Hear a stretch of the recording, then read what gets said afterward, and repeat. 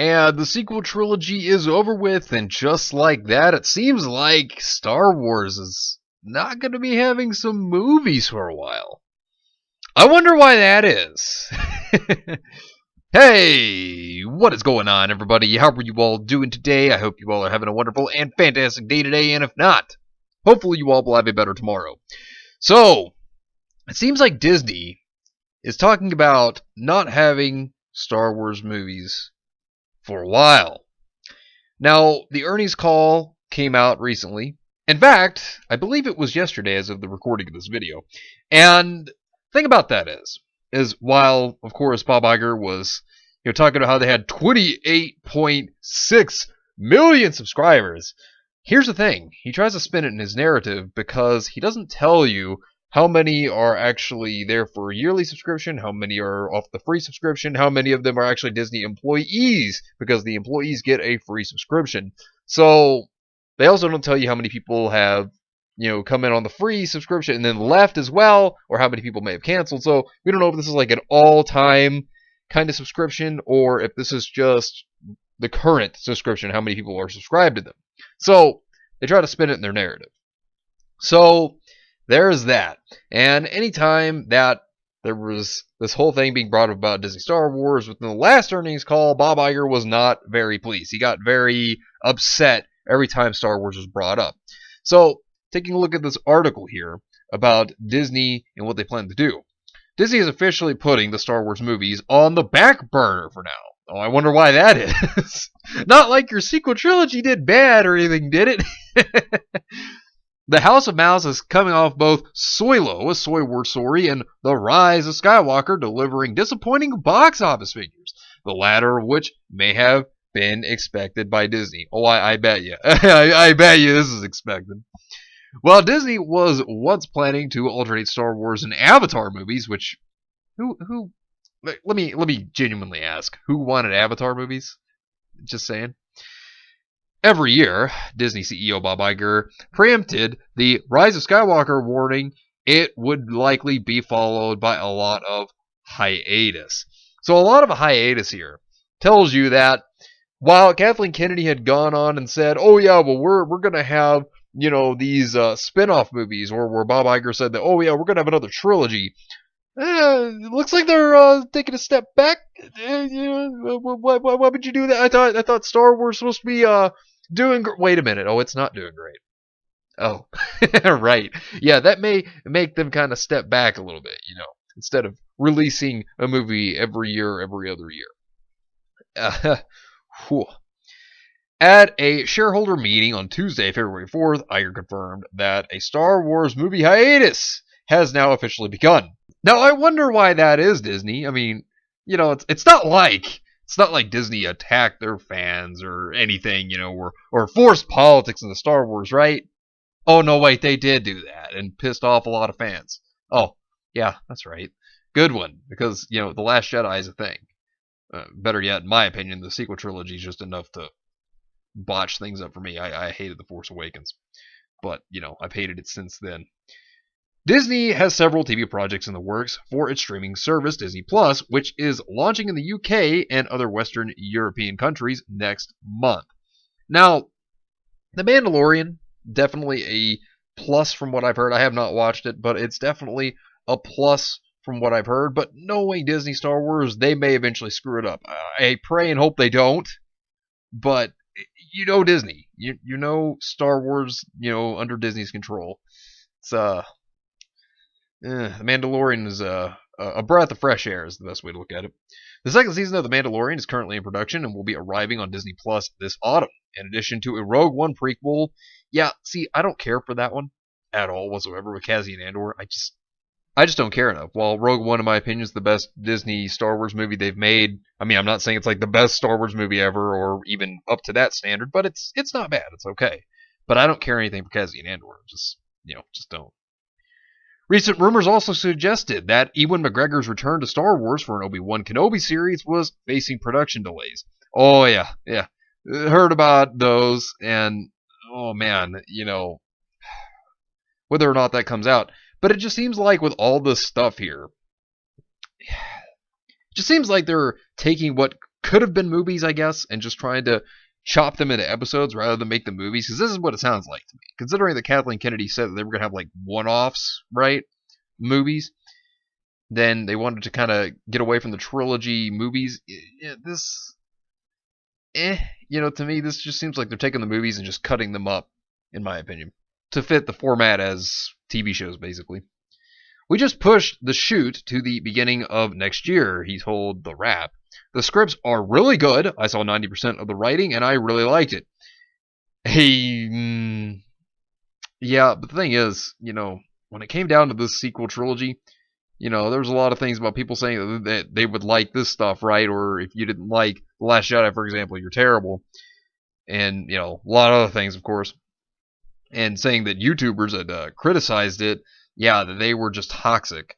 In reality, you made bad scripts, and the planning, well, I don't think there was planning at all. So, of course, with this, there's blaming that's going around. I want to bring that up as well.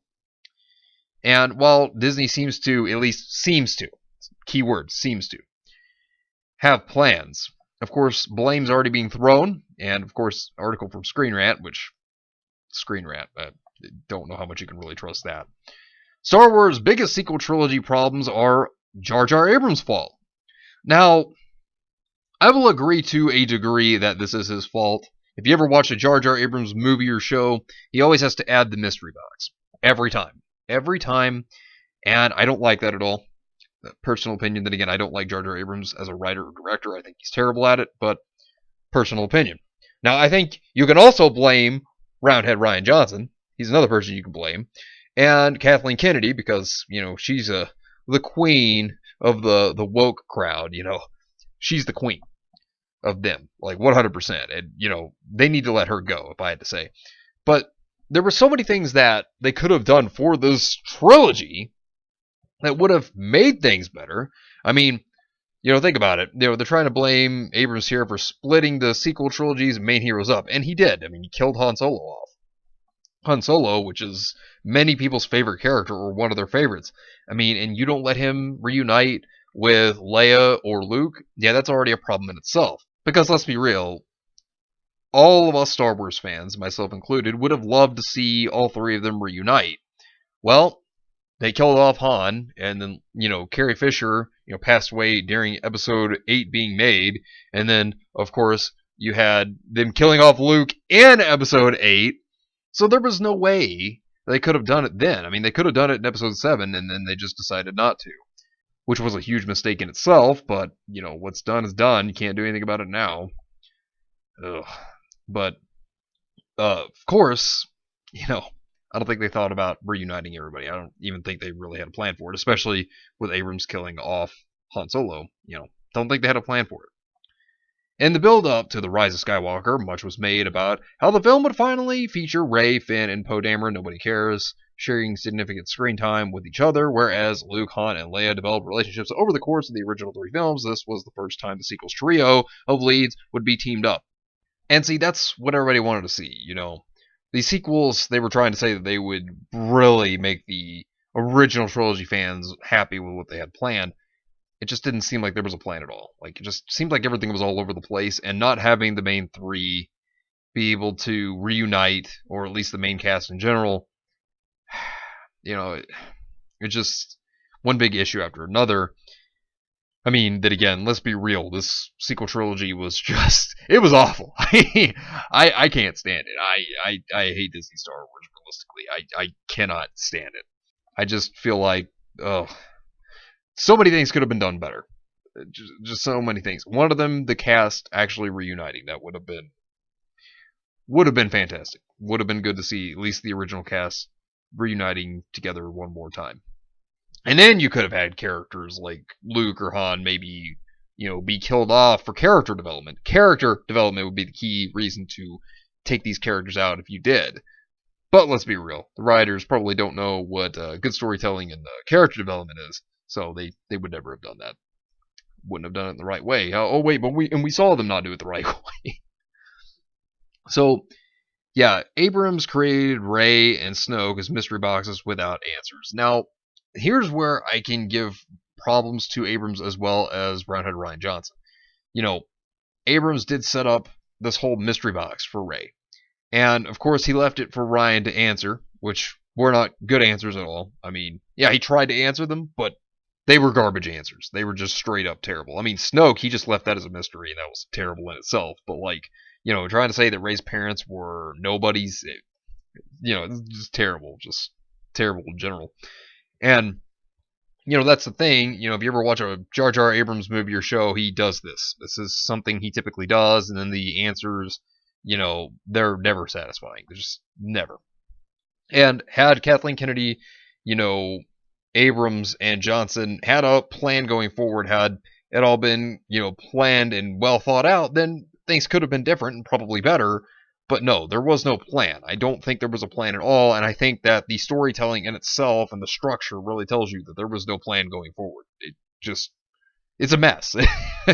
That's the best way to put it. I mean, God, the sequel trilogy is just absolutely abysmal, and for them to now try to focus on trying to make TV shows, that might be the better thing for Star Wars in its future, because look at The Mandalorian. It's successful. I mean, until they decide to screw it up, which hope they don't.